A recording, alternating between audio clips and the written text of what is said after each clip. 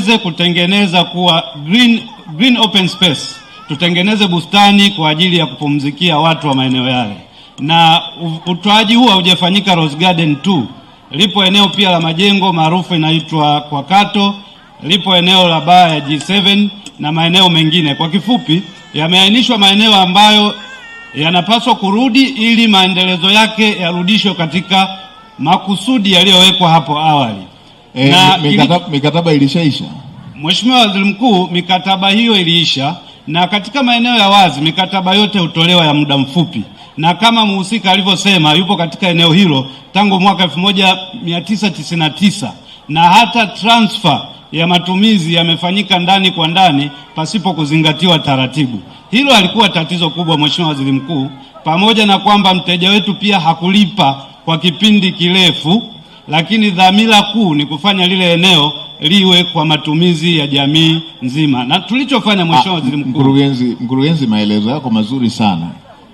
Shida moja tu, umesikiliza upande mmoja.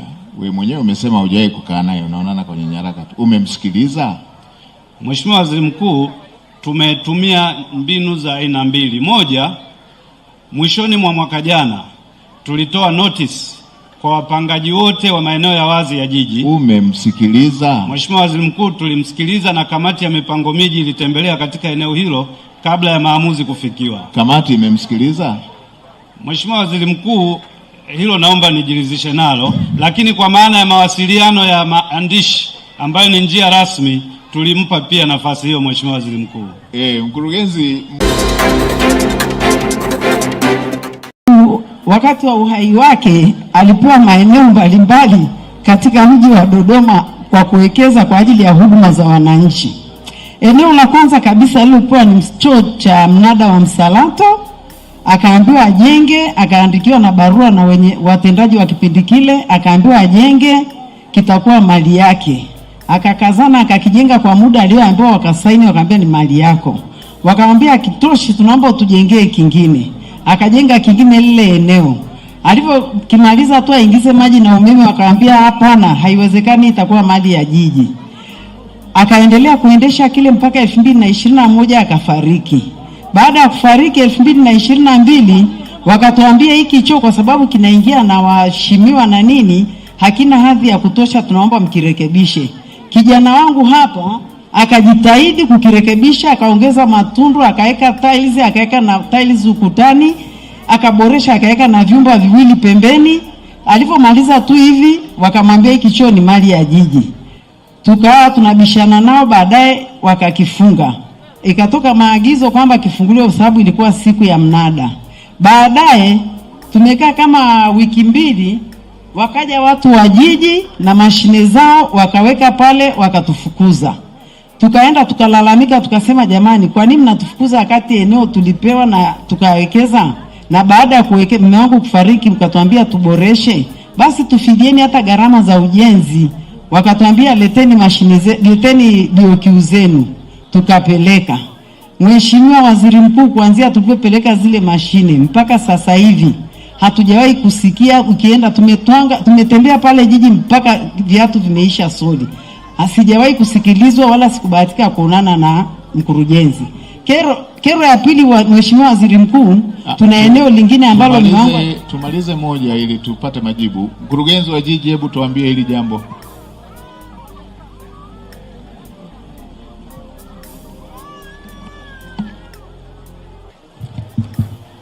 Hebu tuambie hili likoje, mkurugenzi? Mheshimiwa, huyu mama si unamfahamu? Mheshimiwa Waziri Mkuu, kwa historia aliyotoa na mfahamu. Japokuwa hatujawahi kuonana. Tumeonana kwenye nyaraka. Mheshimiwa Waziri Mkuu, katika jiji la Dodoma tunayo miradi ambayo tunaendesha kwa mfumo wa BOT, Build Operate Transfer, ambapo kwa wale wananchi au wawekezaji wanaweza wakajenga, wakaendesha na baadaye wakarudisha halmashauri ya jiji baada ya gharama zao za awali kuisha zilizokubaliana katika BOQ zilizokuwa zimewasilishwa. Mheshimiwa Waziri Mkuu, kwa mnada wa Msalato na maeneo mengine ya soko, watu baada ya kujenga na kuendesha walirejesha vyoo au majengo mengine kwa jiji. Lakini pamoja na kwamba watu wanajenga na kuendesha, bado kuna hitaji udhibiti wa mapato yanayokusanywa, ambapo jiji linapaswa kuweka mashine za POS kwa sababu kuna asilimia za fedha ambazo ziingie jiji. Kwa hiyo kwa upande wa mnada wa Msalato, moja ya changamoto iliyokuwa imepatikana, hakukuwa na hesabu zinazoeleweka juu ya mapato ambayo yalikuwa yanapatikana katika choo kile. Ndipo wakati ambapo halmashauri ya jiji la Dodoma iliona ni hekima kuweka udhibiti ili kujua ni kiwango gani cha pesa kinapatikana, na baada ya hapo mkataba uweze kuendelea.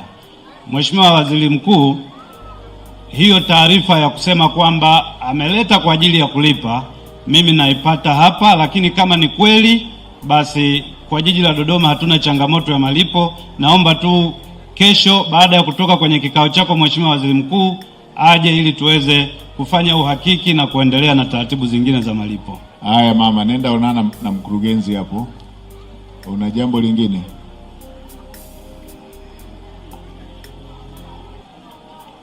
Una kero nne? Mpe tu. Bado moja, bado mbili. Mheshimiwa Waziri Mkuu, pamoja na hilo, nashukuru mkurugenzi amesema utaonana na mshukuru. Lakini Mheshimiwa Waziri Mkuu, nina eneo lingine ambalo liko eneo la machinga pale Bairodi. Nalo mume wangu alikuwa tangu 2008 amewekeza pale, tumeendelea kuliendesha mpaka mume wangu alipofariki 2021. Mwaka jana mwezi wa 8 wakaja wana barua wakaniambia kuanzia sasa uruhusiwi kukanyaga eneo hili, kwanza wewe ni mhujumu uchumi.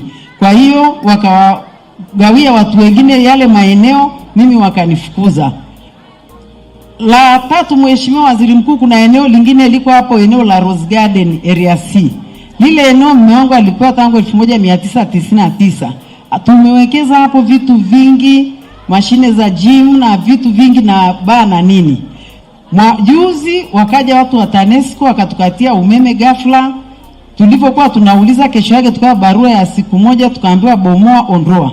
Baada tunashangaa ni kitu gani, kesho yake jana wakaja watu wa jiji na Manyundu wakaanza kubomoa lile eneo. Wakaniacha mtupu, Mheshimiwa Waziri Mkuu. Eneo la tatu kuna kiko stendi ya Mvumi. Nacho mume wangu alikitengeneza kuanzia 2004 na alipewa na dokumenti za kuruhusiwa kujenga tunazo. Lakini mwaka jana mwezi wa 10 wakaja hao watu wa jiji wakaweka mashine zao wakatufukuza. Lakini tulipojaribu kuomba wakatuambia tutagawana, nyie mtachukua 20%, nyie mtachukua 80%, sisi tutachukua 20%. Nikakubaliana nao. Lakini nilivyoenda tena mara nyingine wakaniambia tena ukisogea hapa tutaita mgambo wa kukamate. Pamoja na hicho choo cha Msalato ni hivyo hivyo, tukiambiwa ukifika hapa tena tutakukamata. Eneo la Bairodi ni hivyo hivyo mpaka sasa hivi. Mheshimiwa Waziri Mkuu, nimepata haya. Mkurugenzi, hebu tuambie tena, mbona mna kesi nyingi hivi na huyu mama? Mheshimiwa Waziri Mkuu, alafu kwa nini hata hamjamuita mdau wenu wa maendeleo mnayefanya naye kazi miaka mingi hivi? Mnachukuaje hatua bila hata kukaa? Mheshimiwa Waziri Mkuu, naomba nitoe taarifa kwamba katika utekelezaji wa majukumu yetu ni shirikishi sana. Mheshimiwa Waziri Mkuu, naomba nianze na swala la Rose Garden ambapo mtoa taarifa alikuwa mteja wetu. Mheshimiwa Waziri Mkuu, katika jiji la Dodoma hapo awali ilikuwa inatambulika kama tuna maeneo ya wazi takribani 138. Mheshimiwa Waziri Mkuu, baraza la madiwani ilitoa maelekezo ya kuhakiki maeneo yote, lakini kuona namna ambavyo maeneo yale yanarudi katika makusudio yaliyowekwa hapo awali. Mheshimiwa Waziri Mkuu, eneo la Rose Garden ilikuwa ni moja ya maeneo ambayo baraza la madiwani liliadhimia kwamba litwaliwe na kurudishwa jiji pamoja na upangaji uliofanywa muda mrefu, kisha tuweze kutengeneza kuwa green open space, tutengeneze bustani kwa ajili ya kupumzikia watu wa maeneo yale.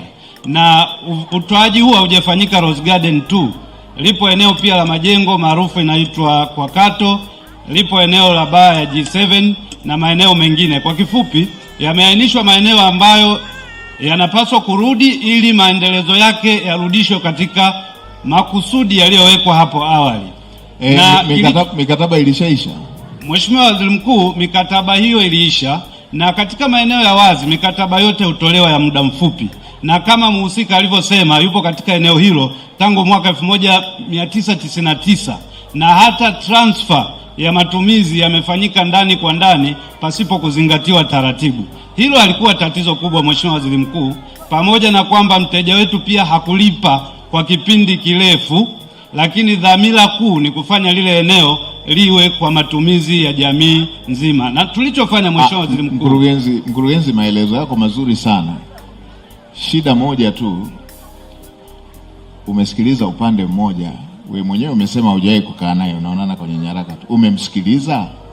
Mheshimiwa Waziri Mkuu, tumetumia mbinu za aina mbili. Moja, mwishoni mwa mwaka jana tulitoa notice kwa wapangaji wote wa maeneo ya wazi ya jiji. Umemsikiliza? Mheshimiwa Waziri Mkuu, tulimsikiliza na kamati ya mipango miji ilitembelea katika eneo hilo kabla ya maamuzi kufikiwa. Kamati imemsikiliza?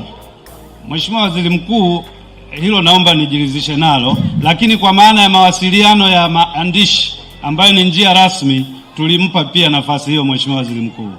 Mkurugenzi, mlinde sana mitaji ya watu. Tuna dira inayotaka tufikishe dola za Kimarekani trilioni 1. Inabidi muheshimu sana mitaji ya watu. Mimi sipingi mipango mizuri mlioweka kama jiji, mipango mizuri ya halmashauri, mipango mizuri ya manispaa, mipango mizuri ya baraza. Lakini ninachosisitiza, lazima muheshimu mitaji ya watu. Msiamue tu kwa sababu mna power, mna mamlaka ya kuamua. Lazima muheshimu mitaji ya watu. Na lazima muheshimu maisha ya watu. Mnaweza mkasababisha pressure kwa watu. Mipango mizuri lakini lazima iwe shirikishi. Sasa mama hapa anatikisa kichwa. Umetoa maelezo mazuri lakini mama katikisa kichwa. Hebu tukusikilize mama. Mpe mama tena aongee. Mheshimiwa Waziri Mkuu, mkurugenzi anakuwa muongo, manake baada ya kuona kwamba nimefikia hatua sio nazidi kunyanyasika nikiwa kama mjane na maeneo nimeporwa yakakabidhiwa watu wengine, mfano kama hilo la Bairodi nilikuwa na vibanda pale wakakabidhiwa watu wengine. Na kwa fununu, Mheshimiwa Waziri Mkuu, ambazo tunaziita redio mbao, nilisikia kuna wa huko jiji wenyewe wamegawana yale maeneo, lakini hawajaweza kuandika majina yao, wamejilimbikiza wenyewe, wakasema tungojee hii migogoro ikiisha tutaendelea kuyaendesha. Kuhusu hiyo Rose Garden, Mheshimiwa Waziri Mkuu, tumeenda kwa mkurugenzi. Ninyi mmemtoa, mnasema mnataka kutengeneza garden za kupumzikia. Mama anasema mmegawia watu, na taarifa ambazo ili asiwajibike nazo anasema za redio mbao zinaonekana mmegawana nyewe wenyewe watu wa jiji. Mheshimiwa Waziri Mkuu, maeneo haya ambayo yaliridhiwa na baraza la madiwani imekuwa garden au kuna watu wamepewa? Yanaenda kuwa garden na yapo katika bajeti hii tunayoenda 2025 2026.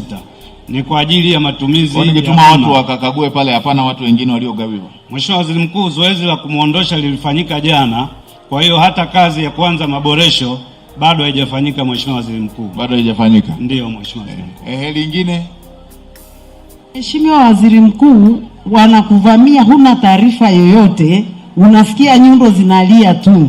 Nimewekeza pale vitu vingi vya thamani, lakini mfano eneo la Bairodi niliomba hata nitoe vile vibanda, walinikatalia wakawapa watu wengine. Hapo Rose Garden tumepewa noti leo, kesho mnaambiwa wanakuja kubomoa. Tunajiuliza Mheshimiwa Waziri Mkuu, kule kuna mashine za gym, kuna vitu vingi kabisa na majiko, tunaondoaje na kubomoaje kwa dakika chache hizo? Na kwa nini mkurugenzi, nimejaribu kwenda kwake zaidi ya mara 100.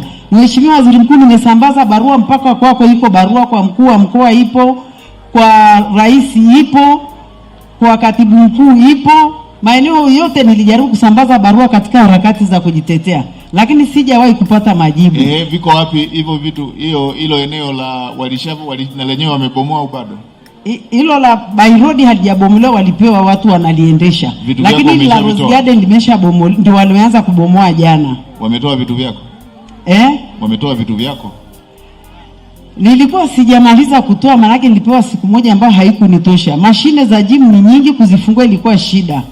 Kwa hiyo ile siku tunamalizia tuanze kutoa vitu, wamekuja wameanza kubomoa. Mkurugenzi, mbona unasema mmetoa jana tu na mama anasema mmewapa watu wengine vibanda vyake?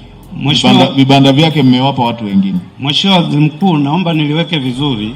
Kuna vibanda ambavyo wanaeleza sio sehemu hii ya Rose Garden.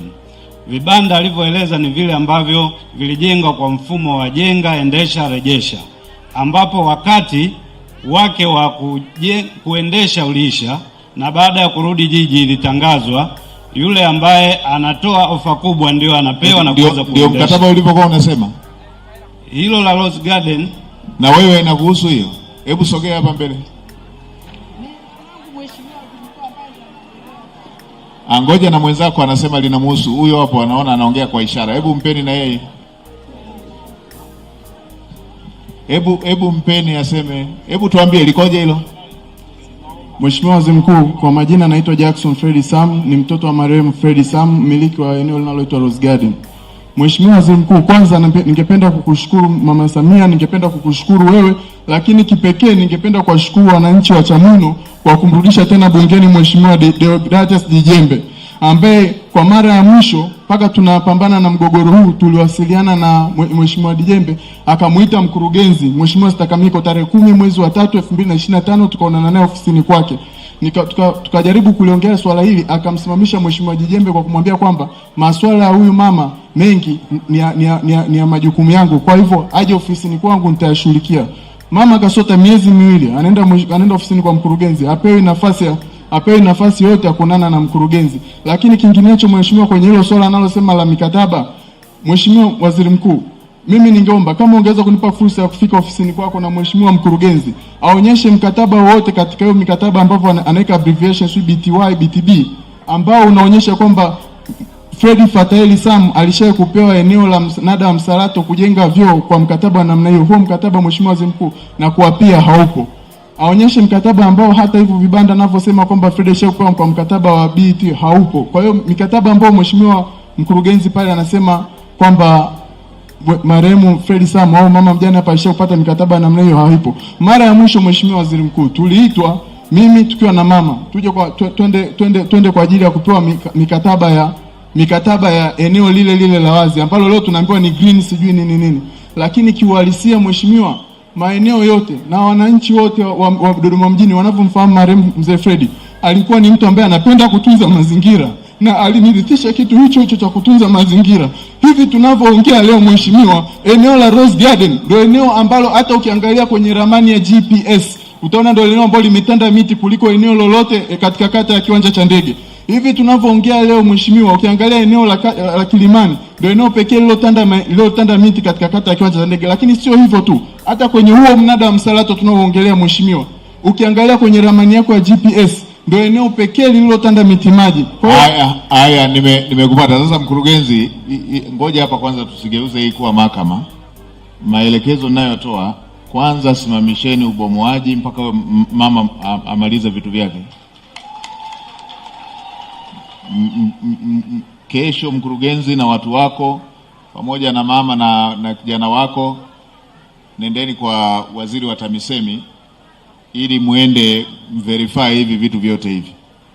Mkurugenzi, kama mkataba ukusema ajenge na kuondoka, msijengewe alafu mkaweka masharti mapya.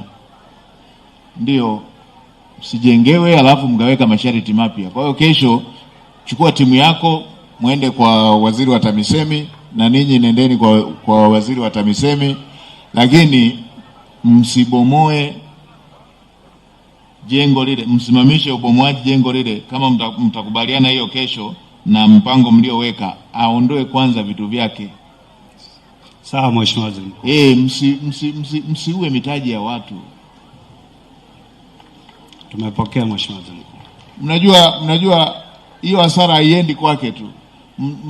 Mtapata hasara na nyie kwa sababu mapato, ajira, vyote hivyo. Kwa hiyo mimi nadhani tukubaliane hivyo. Wewe kijana utasogea hapa, onana na naibu waziri hapa ili mfanye uratibu kesho.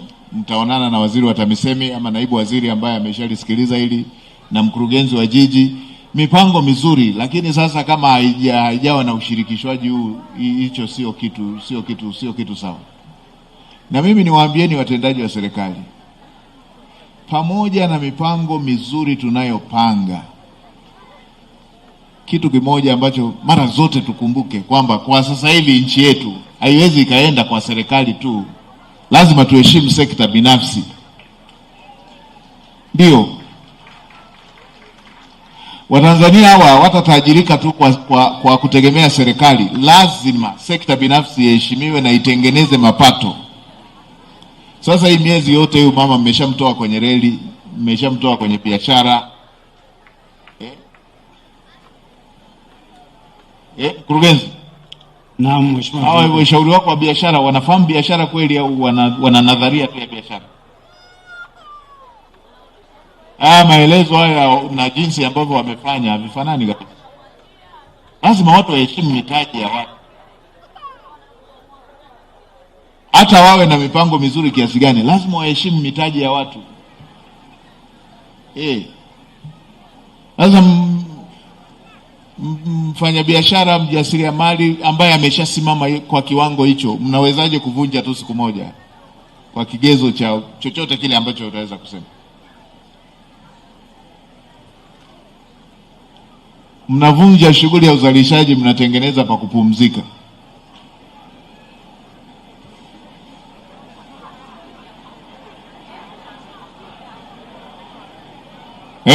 Hivi wenzangu mmewaelewa kabisa? Mnavunja shughuli ya uzalishaji alafu mnatengeneza pa kupumzika.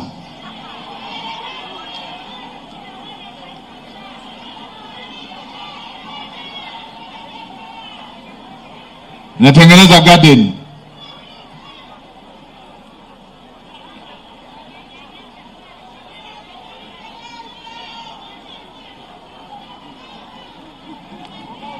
Haya mkurugenzi, kesho nimeshaelekeza, ngoja kesho waziri wa sekta atakaa nao, tujiridhishe na hizo nyaraka zao zote mbili. Lakini simamisheni hiyo ya kubomoa, waziri alishughulikie kwanza hilo jambo, tujiridhishe na hiyo mikataba ilivyo, lakini simamisheni ubomoaji huo. Kuna bidhaa humo ndani, kuna vifaa vinavyonunuliwa kwa bei ghali, kuna uendelezaji umefanyika una gharama kubwa.